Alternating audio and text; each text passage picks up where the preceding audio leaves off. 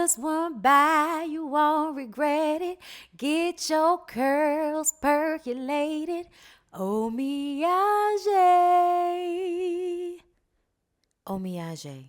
Get you some. Hey everybody, what's up? It's your girl Bondi Blue. I hope you are having a great week. Sending you love and blessings through the screen. Sending you love and blessings through the screen. All right? And that's as positive as this shit's gonna get. All right? That's as positive as it's gonna be. All right? Because Black Ink Crew Chicago was full of ignorant shit tonight. All right? Look, let's just get right into it. So the episode started off with our boy Ryan getting clocked in the side of the head, trying to defend Junior to the head of security, Paul. The head of security, Paul, had been punched on several occasions throughout this night. And at this point, I just want to give a round of applause to the security. Let's give a round of applause to the security, y'all. I want to show some love to Paul, head of security on Black Ink Crew Chicago. I want to send a shout out to that tall Asian dude and that real slim lesbian that they got over there on Love and Hip Hop Hollywood. We're in Atlanta. We appreciate y'all so very, very much. No, I'm playing. But no, I'm serious. I'm serious. The security on these shows have got to be the MVPs at the end of the day. Paul got punched in the face and ran up on way too many times for any one person without hauling off and knocking the fuck out of the smaller party that doesn't, seem to want to calm the fuck down. Okay? Junior, you were never gonna whip Paul's ass. So for you to keep running up on him like that, he really could have just plucked you one good time and knocked your drunk ass out. But that's not what happened. He kept trying to put the nigga in a full Nelson. He kept trying to get him in a chokehold so he could calm the hell down. And like I said last review, they should have let Don take his ass down, okay? He needed to be knocked out. His ass should have been like Bella, completely knocked out, don't even remember leaving the fucking house the next day. Instead of running amok, fighting security, punching Ryan in the face, Ryan's face all swole up the next day. I mean, it was utter ridiculousness, all right? And Reese, I don't know if you really got punched in the face. I don't know, all right? I do know that Junior ran up on you in a way that a man should not do to a woman. Your old lady was not getting jumped. Not only did they have security out there, but not everybody was participating in that shit.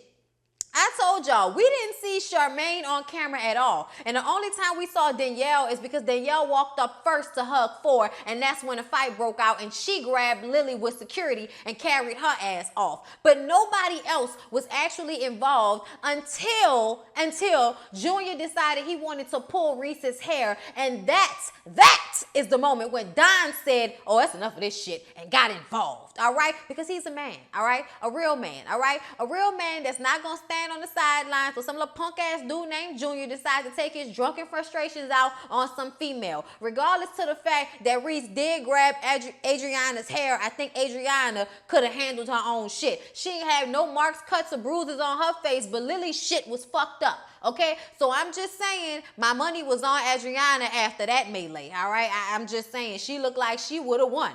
They get back to the house, like I said, and all of this fighting is taking place, and they decide to take Adriana, who had went to sleep, all right? She had passed out and went to sleep when they got back to the house, but Junior kept it going, and they decide that they want to send them somewhere else. Not they, Paul, okay? Paul specifically, not even the executive producer. Paul, head of security, was like, I do not think he should be here anymore. He is not safe for the other crew members, and he is not safe for the cast. So we need to just go ahead and send his ass home, all right? So that's what they decided to do. They send Junior and Adriana home back to Chicago where their asses belong. Can't take you mothers nowhere, I swear.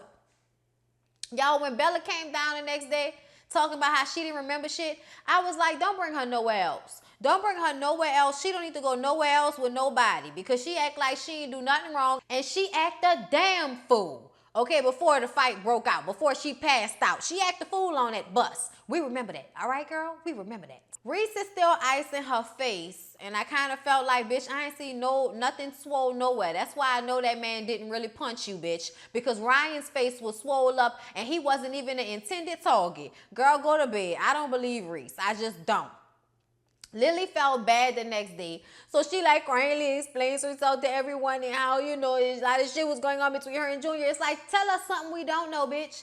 Tell us something we don't know. And I don't even really feel like I heard her apologize. She says they just kept pushing her buttons and they kept saying shit. And I was like, girl, y'all could have been outside them buses for 10 minutes before you ran over there with the shits, okay? You wanted smoke, you got smoke. And now that everybody is disgusted with y'all behavior, you want to cry and feel bad about it. You should have thought about that before you ran your ass off that bus on some fuck shit. Got your ass handed to you too. It wasn't like you even wanted to fight. You was just drunk and high off adrenaline. But that girl looked like she wore your face out.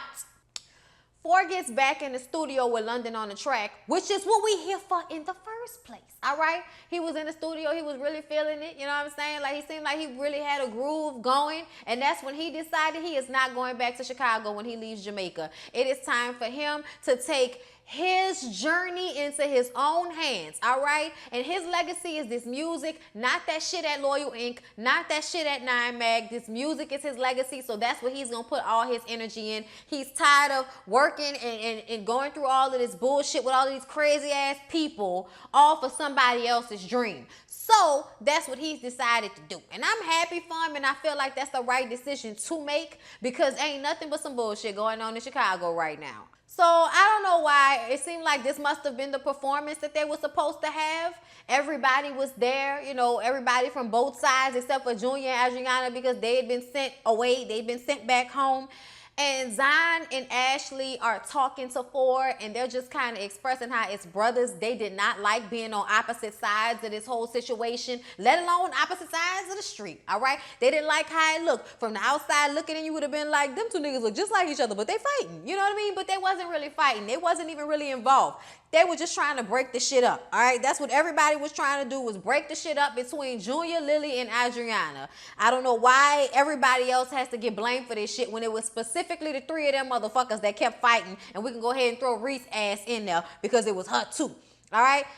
London on the track comes down to talk to 4 and lets him know that the promoters don't want him to perform because they were the same promoters that promoted the street party that they had the brawl at. So because they were witness to that shit, they don't want him to perform. So now 4 is pissed because an opportunity that meant so much to him has been ruined because of everybody else's bullshit, all right? He is so upset with everybody. Lily is trying to speak up, bitch, just shut up and be guilty. Just shut up and be guilty. We don't need you to say nothing. We don't need you to explain yourself. We don't need for you to take the blame from everybody else. Just be quiet and take the fucking blame like a soldier. Take the L. You ain't got to talk, all right? Let that man get that shit off his chest. He pissed. Nikki, you better be a good girlfriend and just stay close to your man, all right? That's all you better do. Just stay close to your man, girl. She been right by his side the whole time this shit been taking place. Like, as long as my man is good, then we straight out here. And I'm just here for that. I'm here for Nikki and for his love. I really am. But he is pissed off, so he leaves and throws like a shit ton of water downstairs onto everybody. And it's just some bullshit. Don and Ryan actually have a conversation where they decide they're going to try to have a come to Jesus moment, you know, amongst the original crew members. And I'm like, I don't know why y'all keep trying to make this happen, because it's not going to fucking happen. The next day, Loyal Inc. is at their house having a pool party, all right? Van is in a pool with vagina on his neck and titties on his head, all right? Just living his life like it's golden, all right? Living his best life. I ain't going back and forth with you niggas. I'm living my best life. Yeah. I ain't going back and forth with you niggas. That's my shit. That is my theme song if you ain't know, all right? Y'all, Jen said she was coming to Jamaica to show a grand gesture of love for her man for her man Van, and to try to get Van back, right? But I told y'all that Van had vagina on his neck and titties on his head. And that's what she saw when she rolled into the place and looked out on the pool and saw what was going on. She dropped the bag, she dropped the phone, she kicked off the shoes, ran to the end of the pool exactly where he was, mounted, jumped up, and landed right on top of his fucking head. It was a 9. I give it a 9, okay? Just because it could have been a little cleaner. Bitch, you could have had an actual bathing suit on. That would have made this shit much cleaner. Anyway, so they go inside and they have a conversation, and she genuinely, like, I mean, if you ever fuck over somebody and you want to apologize and get them back, I'm going to need for you to play this episode back and watch and listen to the way Jen apologized to this man. Jen said, I was wrong. I am sorry. I shouldn't have ever put you in a position where you had to worry about if I was doing something I shouldn't have been doing. I am sorry for that. I apologize. I love you. I hope that you will forgive me. All right? Like, she held his hand. That nigga said, all right. That's all Van was waiting on. Van was waiting for a real apology from Jen because you could tell that they love each other. I really want them to work it out. They seem like they're supposed to be together. They've been together a long time. Jen has always held him down, you know, regardless to whether she got faults, philandering faults. He has his philandering faults as well. So I really hope that they can, you know, hold on to one another. You know what I'm saying? So the ladies are on the bus. They're going shopping in the city. And all of a sudden, Danielle starts to hyperventilate. And nobody knows what the fuck is going on. So they pull the bus to the side of the road. And she's breathing all hard and crying and shit. And Lily looked really annoyed. She looked like she did not give a fuck that Danielle was going through this crisis right now. She just knows that she had plans of shopping. And now we on the side of the road not going nowhere. So she looked pissed. But they get back on the bus and take Danielle to the hospital, to a doctor's office. And they say that she had a panic attack. They give her some medication and tell her she needs to do what you do on fucking vacations, and that is relax. So she does just that. She goes and she relaxes and gathers herself and has a peaceful moment, and now maybe she can stop hyperventilating on this damn trip, ruining it for everybody. Ashley and Don are going on a date because Don wants to show Ashley that he really cares about their friendship in their marriage. So they go on this nice beach and they get in the water and swing on this swing in the water. Y'all, that is so me and Lyric. That's the type of shit me and Lyric love. Okay, when we went on our cruise, not our honeymoon, but the cruise we went on in like 2015, I think. We got to Mexico and they had like these canopies in the water. When I say y'all, we just got some drinks after we ate and went and got in that canopy in that water and was in like just in heaven. It is everything. But anyways, I was living in this moment with them. They had a good time together, but they had to talk about the elephant on the beach. And that is the fact that regardless to whether we trying to get back to a good place, you still got a woman out here claiming she got a baby for you, nigga. Like, we still have issues. He says he doesn't even believe that she's pregnant. We saw the girl's stomach. The girl looked pregnant, okay? It could have been a fool baby, but it looked like a real baby to me. All right, she was skinny enough for that to be a real baby, okay? And Ashley's like, what the fuck are you talking about this time? What are you talking about? She's not pregnant. I saw her. You know what I'm saying? Like, I know she thinking, like, I saw the footage, nigga. I've seen it, all right?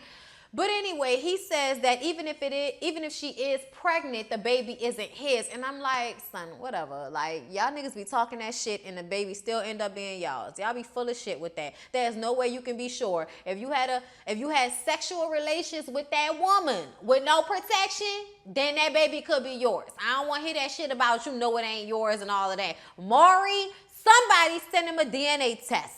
Regardless of whether if it's his or it is not his, Ashley says she is trying to move past this situation. And I know she is because she want her husband and she want her family. And I know he wants that too, but he gonna have to get it together. He really is gonna have to stop fucking around on Ashley to this extent because it is so disrespectful. And you can blame Snapchat all you want to, but you gotta get on Snapchat, make the video, record it, and then put the shit up for you to be trying to act like it was all Snapchat's fault. Like Snapchat just magically took a video out of the videos that you've made, which you still made a video of this girl sucking your dick, all right? It was from the angle that you were holding the camera, all right? And what type of bitch is she holding the camera and sucking dick at the same time? That's some type of magical bitch, but I don't think that's what was going on, all right? So you could blame everybody. But bottom line is, you's a sucker. And you need to handle your shit better if you don't want to get put in situations where you might lose your wife. So they have a dinner, all right? It's supposed to be like the last dinner in Jamaica. So Ryan, Ford, Nikki, and Bella show up, and Rachel went back home because she had to, get to the babies. And Ryan is feeling like he is stepping into the lion's den, okay? Drifting in the darkness when I heard my mama say, what she say, what she say, what she say. Oh, you're slipping into darkness. Oh, and soon you're gonna pay. Da-da-da-da-da. Slipping in the darkness. Ha! Yeah, I was fucking it up at first, but I figured it out, motherfucker. Ha!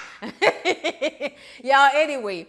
So they sit down and basically they want to know, what the fuck is the problem? Charmaine specifically wants to know what Cobra started it off and wanted to know about Junior. And Ryan is like, you know, what you want me to say about Junior? I don't condone what he was doing. So then Charmaine says, well, what is your problem with me? And he says, I don't have a problem with you anymore. It's just that the friendship is no longer there. And it's like, so why don't you explain to her why the friendship isn't there?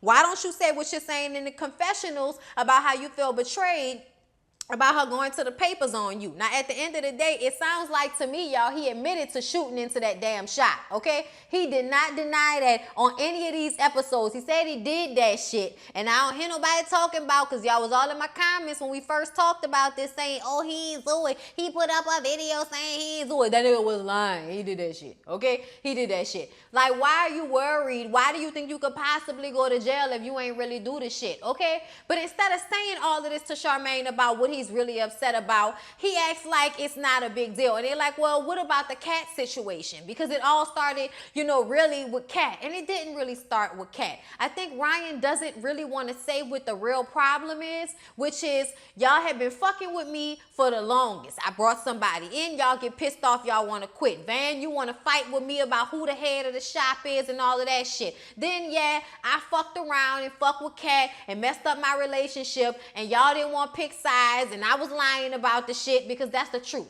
That's the truth. They didn't want to really pick sides, but he kind of forced them to pick sides. He stayed at home. He wasn't coming into the shop. He would get mad at them when they was hanging around with Katrina or having her around the shop, when at the end of the day, you shouldn't have never fucked your employee, or you shouldn't have never fucked somebody that you work with while you was trying to work on things with your baby mama. That's not everybody else's fault. It wasn't like you just stepped away. You stepped away quick and left them hanging on some disrespectful shit. And everybody just wants an apology from him.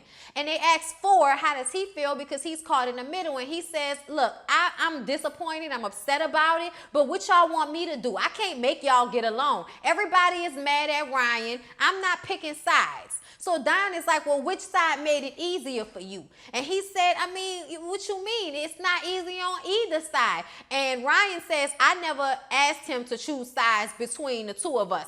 And Don is like, man, fuck that shit, man. Fuck that shit. Nah, man. I'm like, what the shit? How did we get to this place? He got upset and I was missing the reason why. He was like, no, man, you made us pick sides when you left. I agree. I agree that when Ryan just up and left the shop, what else were they supposed to feel but you saying fuck them, all right? Ultimately, everybody just wants an apology for how he handled shit. From the Cat situation to the way he just left the shop without telling anybody anything. Why can't you just apologize for your part in it? You know what I'm saying? But I also feel like nobody else really wants to apologize for anything either. But I just kind of felt like in that moment they were hanging on whatever he was going to say. Van was like, come on, bro, don't shut us down. You know, let's talk about this shit. At least that's what I felt like Van was saying. And he was like, man, fuck y'all. Then you're going to get in the confessional and say that nobody gave you a chance to say what you wanted to say. When they gave you the chance to say what you wanted to say, Ryan, you said fuck y'all. Well, what we supposed to do with that? What are we supposed to do with that, Ryan? How could you not have the real grown man conversation that you was set up to have and instead say, fuck y'all? Well, then at this point, it's fuck you too, bro. Like, for real. I don't even understand why he showed up if he wasn't going to have a real conversation with them. And that's how he handles every single one of these sit-downs. He acts like a fuckboy. He doesn't even really respond to anything. He doesn't really even engage. And if he does, he's going off and getting pissed off and screaming at everybody. It's like he can't have a real conversation. He can't look you in your eye and say, this is my problem, and then try to squash it. It's always got to be on some fuck shit with Ryan. Oh, Lord, raise my pressure. Raise my pressure. That's what happened, okay? That was it. That was all. It's going to be some bullshit with Cobra and Reese next episode, so I hope y'all come back for the review. I love y'all. I appreciate y'all. I hope y'all have a good evening. Shake them tits, shake them tits, shake them tits. And I'll see y'all in the next one. Peace out.